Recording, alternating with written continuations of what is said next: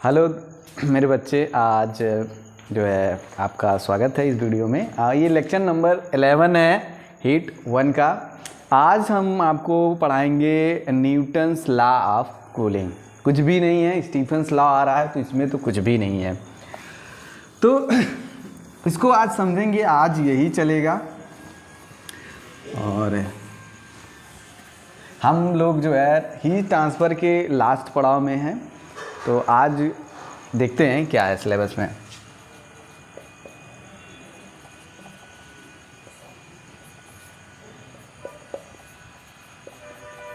Newton's law of cooling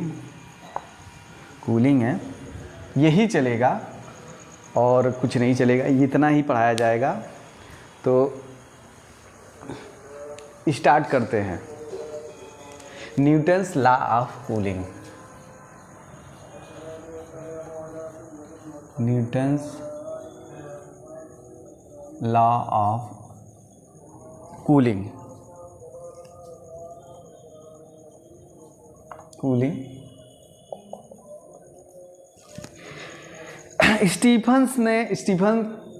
scientist Stephen ने जो हमें दिया था वो दो फार्मूले हमको पता है। एक ये है ई स्टीफन कांस्टेंट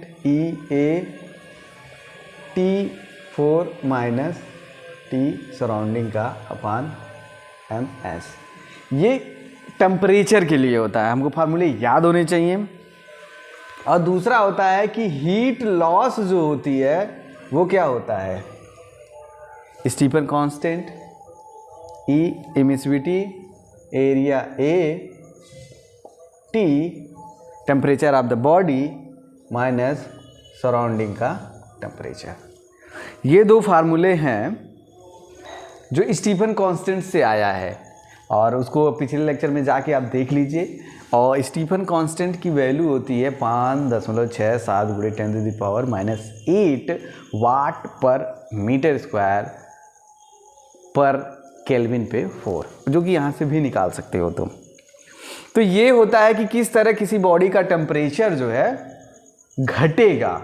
अब इसमें एक कंडीशन ये थी कि हम मान रहे थे कि जो बॉडी का इंटरनल टेम्परेचर है वो सराउंडिंग से ज़्यादा, यानी बॉडी क्या है, हीट है। मतलब वो आप कमरे में हो तो जो बॉडी हॉट होती है उसके लिए है, उसका टेम्परेचर किस तरह से डाउन होगा। तो फाइनल माइनस इनिशियल करोगे तो हमेशा नेगेटिव आएगा, तो हीट ये इस तरह इतना हीट लॉस करेगा। तो उसी पे आता है न्यूटन्स लॉ ऑफ कूलिंग।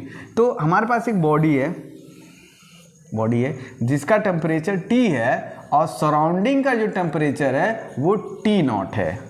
लेकिन कंडीशन होगी कि हम T को कैसे लिख सकते हैं, T0 प्लस डेल्टा T। अब ये क्या है sir, T0 plus delta T, इसको समझते हैं और इसको देखते हैं। यहाँ पे ये जो डेल्टा T है वो अप्रॉक्सीमेटली 30 डिग्री हो तो ये लगाया जा सकता है, तभी ये वैलिड होगा। यानी कि अगर ये डिफरेंस 30 डिग्री तक हो तो इसको लगाया जा सकता है। तो समझ लेते हैं क्या है एक्चुअली क्या होता है। न्यूटन्स लॉ ऑफ कूलिंग जो है किसी रेंज तक ही काम करता है। उसका कहने का मतलब है कि सराउंडिंग का, रूम का टेम्परेचर को T0 ले ली, इनिशियल टेम्परेचर ले लो, और रूम के टेम्परेचर से 30 डिग्री मैक्स 30 डिग्री पे कोई चीज़ है, मान लो रूम का टेम्परेचर 20 ले लिया। रूम का टेम्परेचर क्या होता है, 20 ले लिया, 20 डिग्री सेल्सियस। अब बॉडी का टेम्परेचर तुम्हारे क्या हो गया उस समय, T बॉडी अगर मान लो कितना है 50 डिग्री पे है, तभी तो ये टेम्परेचर जो है 30 का आया। मान लो रूम टेम्परेचर तुम्हारा 30 डिग्री है तो ये तुम्हारा मैक्सिमम 60 डिग्री हो जाएगा। तो यहाँ पे लगा सकते हो। लेकिन हाँ, अगर वो बोल दिया है कि देयर इज क्या नाम है वैलिड कंडीशन या validity available for this question, यानी कि न्यूटन्स का अगर कूलिंग नियम उस क्वेश्चन में लग रहा हो तो हमें डाटा पे कुछ भी ध्यान नहीं देना है, तो हमें सीधे लगा देना है। लेकिन अगर वो नहीं बोला है तो तुमको ये चीज़ें चेक करनी चाहिए क्या वो वैलिड है कि नहीं है। तो उसके लिए हम देख लेते हैं, तो ये समझ में आए तो इसको मिटा देते हैं और क्वेश्चन के समय हम इसको देखेंगे। तो कहा गया, क्या कहा गया कि बॉडी का टेम्परेचर T था और सराउंडिंग टेम्परेचर T0 था, और हम इस T टेम्परेचर को T0 प्लस डेल्टा T है क्या, डेल्टा T इसके बीच का डिफरेंस ही तो है भाई। तो ये ऐसे कह सकते हो सर, कंफ्यूज कर रहे हो, कुछ नहीं। अगर हम इसको टेम्परेचर डिफरेंस को देखें तो क्या आएगा, T माइनस T0, ये हॉट होगी और सराउंडिंग कोल्ड होगा। ये बात ध्यान दें, सराउंडिंग का टेम्परेचर कोल्ड होगा तो ये हॉट कोल्ड है, यानी ये हॉट बॉडी ये लोअर बॉडी, तो यही तो आएगा H माइनस, ये L करते आए हुए थे तो क्या हो जाएगा T माइनस T0, तो T निकालोगे तो क्या आएगा T0 प्लस डेल्टा T, जो कि यही है। तो अगर हम इसको T को T0 प्लस डेल्टा T लिख सकते हैं, जो कि है, लेकिन इसकी वैल्यू क्या होनी चाहिए 30 डिग्री, तब हम न्यूटन्स लॉ ऑफ कूलिंग को अप्लाई कर सकते हैं। तो ये पहली कंडीशन जो है मेट होनी चाहिए। तो इसको मिटाते हैं, आगे चलते हैं।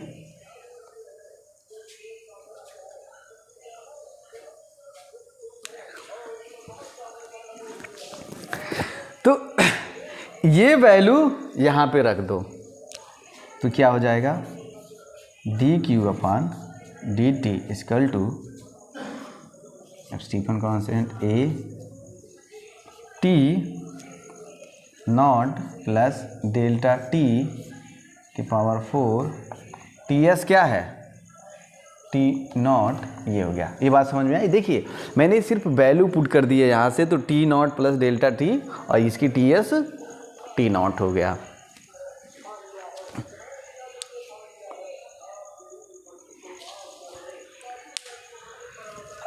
अब देखिए क्या करते हैं, अगर हम यहाँ से T नॉट कॉमन ले लेते हैं तो बाहर आएगा तो 4 पे आएगा। तो एक स्टेप यहाँ पे और किया जा सकता है, ये T नॉट, देखो जब ये T नॉट कॉमन करेंगे तो ये यहाँ पे डिवाइड हो जाएगा और ये निकलेगा, जब निकलेगा तो 4 आ जाएगा।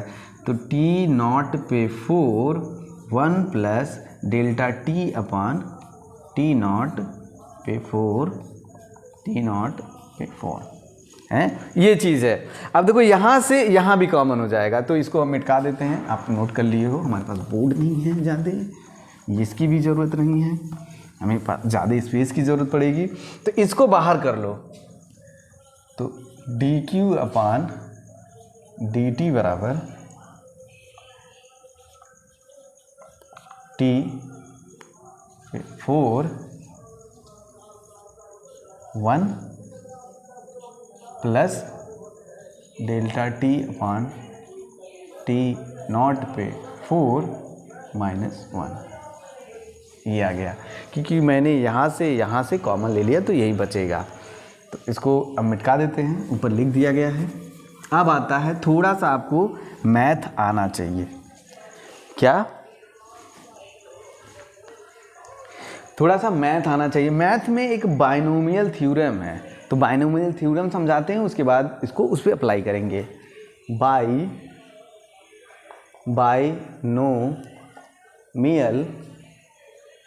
थ्योरम, बाइनोमियल थ्योरम क्या है लिखते हैं उसका फाइनल, कि अगर कोई चीज ऐसे लिखी जा सके x1 प्लस x पे पावर n, जहां पे x की वैल्यू लेस देन 1 हो, मतलब x की वैल्यू क्या हो सकती है 0.01 हो और y की वैल्यू क्या हो या 1 ये हो, तो ये वैलिड कंडीशन है। या फिर 001, ये तो और भी वैलिड कंडीशन है। तो ये जो है बहुत छोटा है 1 से, बहुत छोटा है 1 से, तो ये कंडीशन मेट हो। तो अगर ऐसी बात है तो इसकी वैल्यू क्या हो जाएगी, इसकी वैल्यू हो जाएगी 1 प्लस nx हैं, plus higher order of n into x.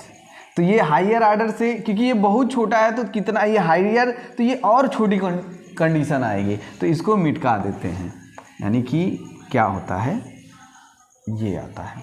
तो मैथ में आप बायनोमियल पढ़ोगे यहाँ पे इतना ही लगेगा। तो इसको ऐसे लिखा जा सकता है, जब कोई 1 प्लस एक्स के पावर n हो लेकिन x की वैल्यू बहुत छोटी हो 1 से, यानी कि 0.01 है भी हो, तो भी आप लगा सकते हो, तो उसको ऐसे लिखा जा सकता है। पॉज करके नोट कर लीजिए, और इसी का हम यहाँ पे क्या करने वाले हैं, यूज करने वाले हैं। तो इसको मिटा दें। तो बाय बायनोमियल थ्योरम है, बाय बायनोमियल थ्योरम इसको क्या लिखा जा सकता है, क्योंकि देखिए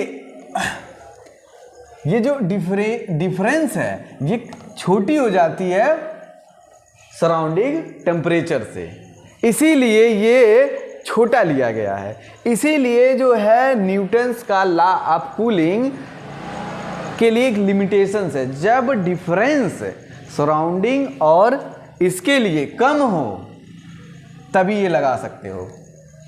तो चलते हैं 4, इसको क्या लिख सकते हैं 1 plus 4 delta T upon T not minus 1। 1 ने 1 को मारा, टी ने टी को मारा, तो क्या आ गया टी नॉट पे 3 इंटू डेल्टा टी। ये किसके बराबर है, D Q upon D T के। ये आता है न्यूटन्स लॉ ऑफ कूलिंग का ये फार्मूला है। इसको अगर आप के मान लोगे तो ये लिखा जा सकता है T Q upon D T बराबर के डेल्टा टी। ये न्यूटन्स लॉ ऑफ कूलिंग का इक्वेशन आ गया। तो पॉज करके इसको नोट कर लीजिए। लेकिन हाँ, यहाँ पे ये बहुत ज़्यादा ज़रूरी है कि बायनोमियल थ्योरम लगे और ये आए, उसके लिए इसकी वैल्यू क्या होनी चाहिए, delta T is less than T not. ये कंडीशन होनी चाहिए। ये बहुत छोटे से टेम्परेचर डिफरेंस पे अच्छे से काम करता है, अदरवाइज ये अच्छे से काम नहीं करेगा, नहीं तो तुमको ये चीज़ निकालनी होगी। तो इसको मिटाते हैं और फिर जो है फर्दर आगे चलते हैं।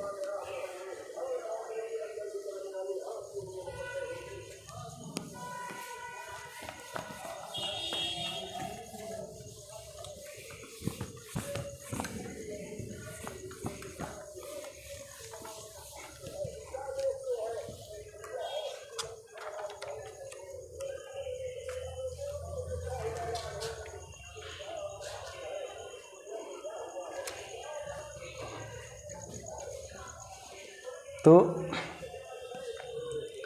आते हैं, मान लो ये एक ब्लॉक है और इसका टेम्परेचर 45 डिग्री है और सराउंडिंग का टेम्परेचर 30 डिग्री है। तो क्या इस पे न्यूटन्स लॉ एप्लीकेबल होगा? यस। क्यों? डेल्टा टी की वैल्यू क्या आई 15 डिग्री, 15 डिग्री जो कि 30 से कम है, तो Newton's law of cooling applicable.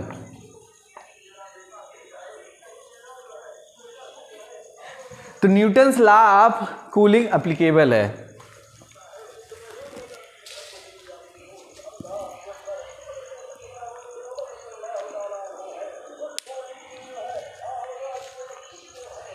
तो हमने क्या निकाल के लाया है, D Q upon D T बराबर Stefan concept emissivity A T naught पे 3 डेल्टा टी। और देखो जब ये एनर्जी लॉस है, एनर्जी लॉस हो रही है, तो इसका टेम्परेचर क्या होगा, डाउन होगा। तो माइनस डी टी अपन डी टी बराबर ई ए, इसको के मान लो, हमने के माना था, इसको के मान लो, तो के डेल्टा टी नोट कर लीजिए।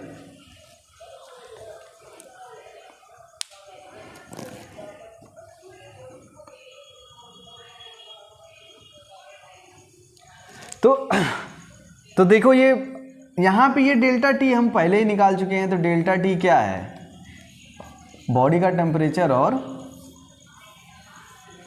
सराउंडिंग का टेम्परेचर। अब इसको माइनस इधर ले आओगे तो ये फार्मूला क्या बदल जाएगा, D T upon D T small T equal to minus K delta T. तो ये इसके एनर्जी लॉस का इक्वेशन है और ये इसके टेम्परेचर क्या कहते हैं, किस तरह समय के साथ टेम्परेचर इसका डिक्रीज होगा उसका इक्वेशन है। तो नोट कर लीजिए।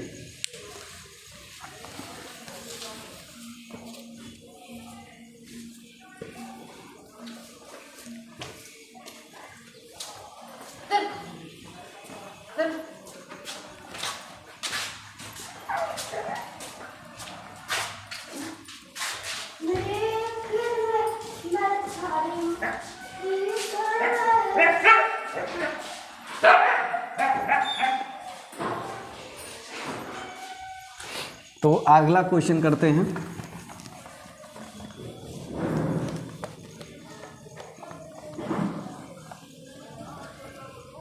कहता है कि एक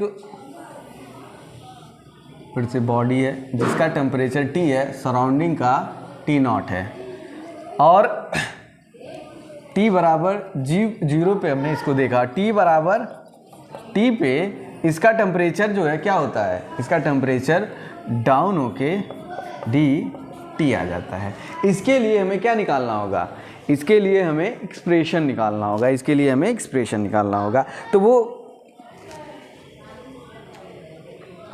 कैसे आएगा, तो अभी हमने पीछे देखा D T upon D T, ये टी इनिशियल से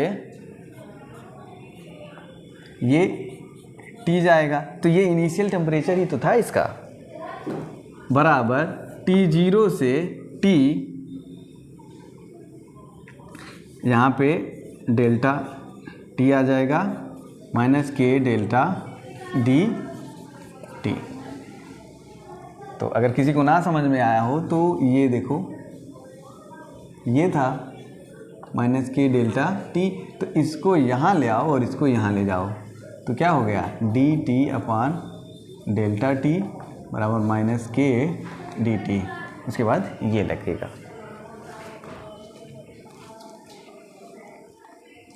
तो आगे वैल्यू रख देते हैं। अब देखो टी इनिशियल, यही टी इनिशियल है, अब पहले टी था, अब ये इसकी वैल्यू टी इनिशियल हो गई है, क्योंकि जो शुरू में बॉडी का टेम्परेचर होगा वही तो इनिशियल होगा। और ये क्या है, तो ये है डेल्टा टी बराबर टी माइनस टी नॉट।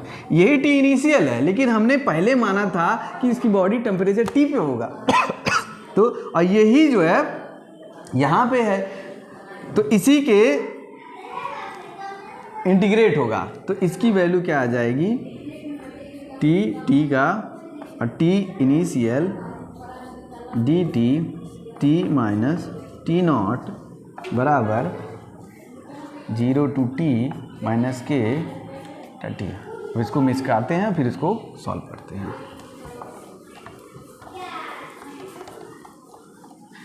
तो इसका इंटीग्रेशन क्या होगा, ln T minus T not, ये टी इनिशियल से, और ये क्या हो जाएगा माइनस के टी है, और इसको करोगे तो क्या आ जाएगा ln T naught T minus T naught equal to minus K T. यही इक्वेशन जो है हमें यूज होगी, ये बहुत इंपॉर्टेंट इक्वेशन है। इसको क्या कैसे लिखा जा सकता है, इसी इक्वेशन का यूज करेंगे जब हम न्यूटन्स लॉ ऑफ कूलिंग में क्वेश्चन करेंगे। इसमें क्या होता है कि ln नेचुरल लॉग ln में टी बॉडी का टेम्परेचर, किसका? बॉडी का टेम्परेचर, माइनस टी सराउंडिंग का टेम्परेचर, यानी कि जो बाहर का टेम्परेचर दिया हुआ है, upon T initial temperature minus T surrounding का। ये बॉडी का टेम्परेचर जो हमें निकालना है या जिस पे हमने फाइनल पहुंचा है, ये एक बार फाइनल होगा या और एक बार ये निकालने वाला होगा। निकालने का मतलब अननोन बराबर माइनस के और ये टी टाइम होगा, कितने टाइम में। तो इसको लिख लीजिएगा और इसका यूज होगा।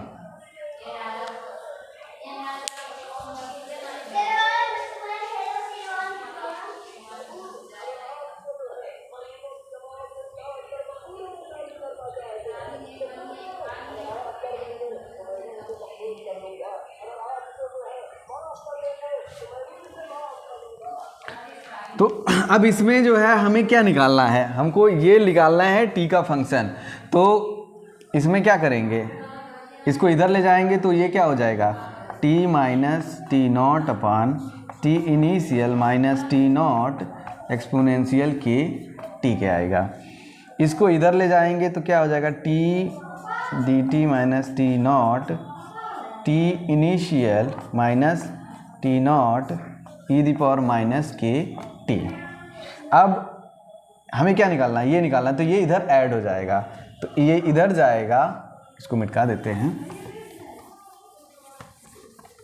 तो कैसे लिखेंगे, T plus T not plus T I minus T not E the power minus K T, ये होता है। तो ये इसका फाइनल आंसर होगा। तो इसको नोट कर लीजिए 20। तो एक क्वेश्चन कराते हैं कूलिंग पे और हो जाएगा उसके बाद।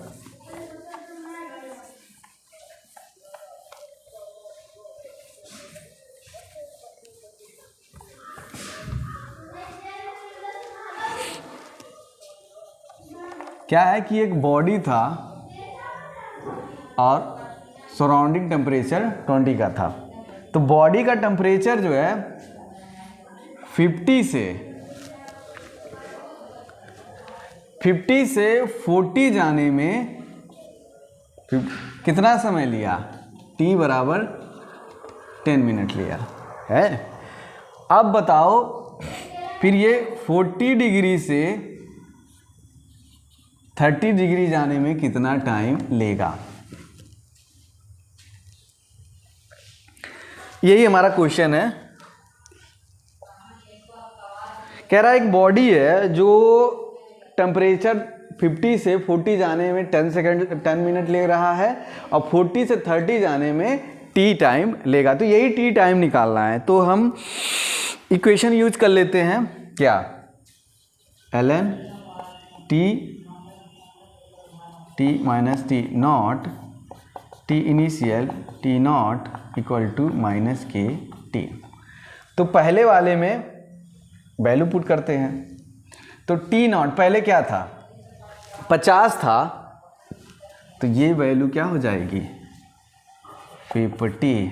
सराउंडिंग की क्या हो जाएगी 20। तो सराउंडिंग की यहाँ पे भी 20 और यहाँ पे भी 20। इनिशियल नहीं, ये पहुंचा है, मैंने क्या बोला था, ये फाइनल है, फाइनल है। देखिए वहाँ पे मैंने बोला है ये फाइनल होगा। तो इनिशियल क्या था 50, तो ये बॉडी का फाइनल होगा। क्या होगा, नहीं, ये हमने पहुंचा है तो ये फाइनल होगा और ये इनिशियल होगा पहले के केस में। तो पहला इक्वेशन बना। तो चूंकि ये टी की वैल्यू क्या दी है 10 दी है, तो ये क्या हो जाएगा 10K। इसको ध्यान दीजिएगा, मैंने पिछले क्वेश्चन में लिखा था ये वैल्यू जो होती है फाइनल होती है, ये सराउंडिंग का होता है, ये सराउंडिंग और ये इनिशियल होती है। अब दूसरा जब प्रोसेस होगा तो उस समय क्या होगा, दूसरे फाइनल में हमें क्या मिल रहा है, ये तो 30 पे पहुंचा है, तो दूसरा फाइनल 30 हुआ, सराउंडिंग 20 हुआ, अपान इनिशियल 40 था माइनस 20, अब बराबर माइनस के टी। तो इन दोनों को सॉल्व कर लेते हैं। तो इनको सॉल्व कर लोगे तो ये पहले क्या हो जाएगा, तो ये हो जाएगा 0 ने 0 को मार दिया तो 2 और ये 3, तो ये आ जाएगा 2/3। और ये क्या हो जाए, 0 ने 0 को मार दिया, 0 ने 0 को इधर ऊपर से नीचे मार दिया 0 कॉमन होके, तो ये 2 बचेगा, ऊपर 1 बचेगा, तो ये हो जाएगा 1/1/2। इन दोनों को जब हम रेशियो लेंगे तो t बराबर क्या आएगा, तो t बराबर हम लिख लेते हैं मिटा के, t/10। k ने k को मार दिया, माइनस ने माइनस को मार दिया, तो ये आ जाएगा ln 1/2 ln 3/2। तो t बराबर क्या आ जाएगा, ln 1/2 ln 3/2 into 10।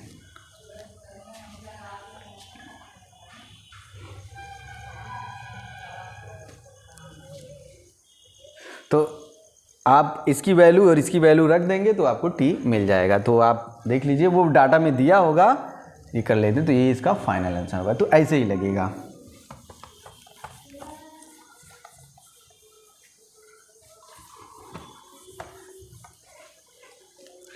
Approximation of Newton's law,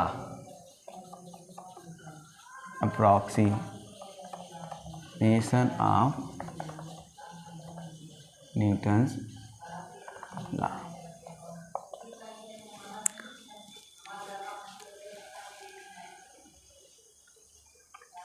तो हमने क्या निकाला है, ये होता है माइनस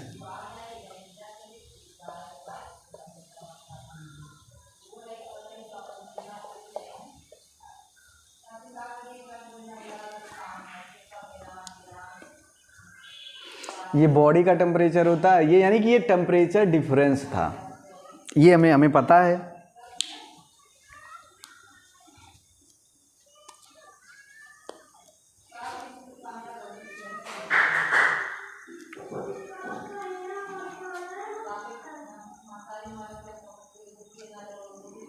इस फार्मूले में एक जगह पे मिसिंग है,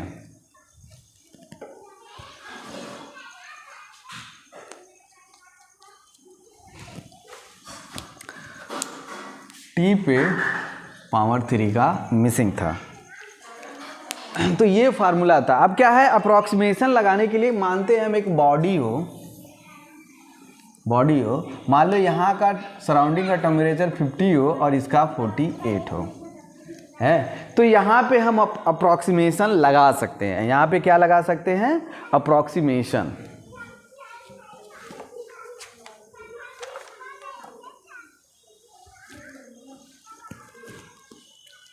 या फिर हम ये मान लें कि सराउंडिंग का टेम्परेचर ले लो 20 डिग्री। अब अप्रॉक्सीमेशन का मतलब अब कैसे लगाते, कंडीशन मेट होना चाहिए। कह रहा है कि ये क्वेश्चन में कि ये जो है ये बॉडी का टेम्परेचर 50 था, 50 डिग्री ले लो, 50 डिग्री से 48 डिग्री होने में ये क्या लिया, 2 मिनट लिया है। तो ये 46 से यानी कि 48 से 46 जाने में कितना टाइम लेगा। तो पिछला क्वेश्चन लगा के भी आप कर सकते हो, है, लेकिन वो उससे उतना इफेक्टिव नहीं पड़ेगा। आप अप्रॉक्सीमेशन यूज करके इसको लगा सकते हो, है, यहाँ पे अप्रॉक्सीमेशन यूज हो जाएगा और ये टेक्निक काफ़ी आसान होती है। तो क्या होगा,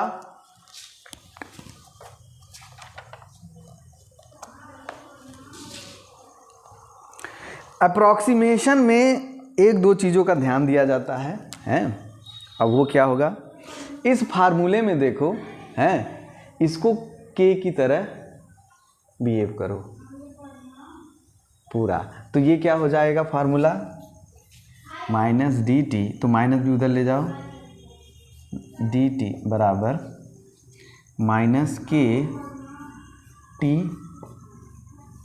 सराउंडिंग का, तो सराउंडिंग का तो 20 है। अब ये टी की वैल्यू क्या ले, यानी कि इसका टेम्परेचर का 50 ले ले, नहीं, इसके लिए ये जो टी हो, यानी इसको अगर हम टी एक्स मान लें या टी अप्रॉक्स मान लें, एक्चुअली क्या है, इसका एवरेज ले लेते हैं। हमें फाइनल क्या मिला है 50, इनिशियल क्या है, फाइनल हमें मिला है 46, इनिशियल क्या है 50।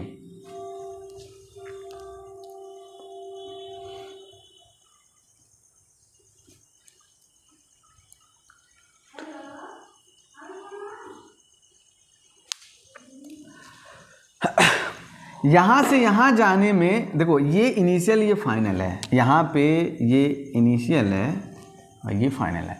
अप्रॉक्सीमेशन में क्या होता है कि जब टेम्परेचर बहुत ज़रा सा कम हो, बहुत छोटा सा चेंजेस हो, तो अप्रोक्सीमेशन लगा लेते हैं। तो उसके लिए बॉडी का टेम्परेचर जो लेते हैं वो T final plus T initial by 2 लेते हैं। टी फाइनल यहाँ पे क्या है 48, टी इनिशियल यहाँ क्या था 50/2 कर लोगे तो ये आ जाएगा 49 डिग्री। ये कंडीशन हम अप्लाई कर लेते हैं। तो देखो, अप्रॉक्सीमेशन लगाने के लिए ये एक टेक्निक है। हमें देखना पड़ेगा कि जब टेम्परेचर डिफरेंस काफ़ी छोटा हो, 2, 3, 4 तक हम लगा सकते हैं। तो देखिए ये 2 ही डिग्री हुआ है, 2 मिनट ले लिया है, और फिर यहाँ पे तो वो पूछ रहा है, तो यहाँ पे ये टी की एवरेज वैल्यू लेते हैं, टी फाइनल, यानी कि कहाँ से कहाँ कितना चेंज हुआ अपान 2, तो टोटल जोड़ लेते हैं, अपान 2 कर लेते हैं, तो 49। तो ये वैल्यू क्या हो गई 49 डिग्री। और टी इनिशियल क्या था 20 डिग्री। टेम्परेचर में डिफरेंस कितना आया है 50 - 48, और टाइम क्या है t बराबर 2 मिनट। तो इसको सॉल्व कर लेते हैं, चलिए कर लेते हैं।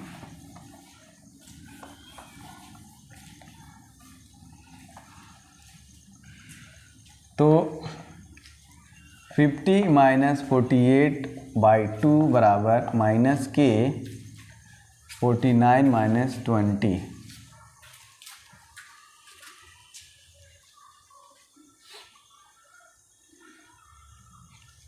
तो ये क्या आ जाएगा,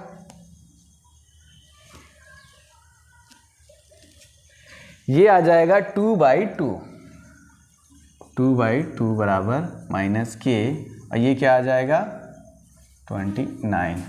और दूसरा क्या होगा, तो दूसरा जा रहा है कि ना 46 से 48 जा रहा है, 46 से 48 जा, अब 48 से 46 जा रहा है, तो फाइनल हो रहा है, यानी कि टेम्परेचर में डिफरेंस कितना आ जाए 48 - 46, 2 का अपॉन टी बराबर। अब इनके लिए, इन दोनों के लिए टी की वैल्यू क्या होगी, ये T1 था, इनके लिए टी की वैल्यू क्या हो जाएगी, टी एवरेज की वैल्यू प्लस 46/2, 8 6 14, 4 4 8, 1 9, यानी कि 2 4 6 बराबर 2। तो ये हो जाएगा 2 45 2 47। इसके लिए कितना आ जाएगा 47 - 20, तो ये आ जाएगा कितना 2, तो 2/t बराबर माइनस के बटा 27। तो इन दोनों का हटा लो, इन दोनों का रेशियो ले लोगे। जब इन दोनों का रेशियो लोगे तो ये इसने इसको मारा, तो ये क्या हो जाएगा 2/t बराबर 27/29। तो t इधर जाएगा, तो t की वैल्यू क्या आ जाएगी, t बराबर 27। इसको सॉल्व कर लेंगे तो हमारा आंसर आ जाएगा। तो ये कितना हो जाएगा 9 दूनी 18, 2 दूनी 4 1 5, और ये 27। ये जो आएगा ये इतना टाइम इसको लगेगा। तो ये कितना टाइम लगेगा, तो 7 दूनी 14, 2 दूनी 4 1 5, तो 2.4 होगा, तो एक बार जाएगा तो 13 बचेगा, तो कर लेना, कुछ ऐसे आएगा। तो यही है न्यूटन्स अप्रॉक्सीमेशन लॉ। उसमें क्या होता है कि जब टेम्परेचर डिफरेंस थोड़ा हो, कम हो, तो इसको लगाते हैं। तो आज के लिए इतना ही, फिर अगले लेक्चर में मिलेंगे। Thank you very much.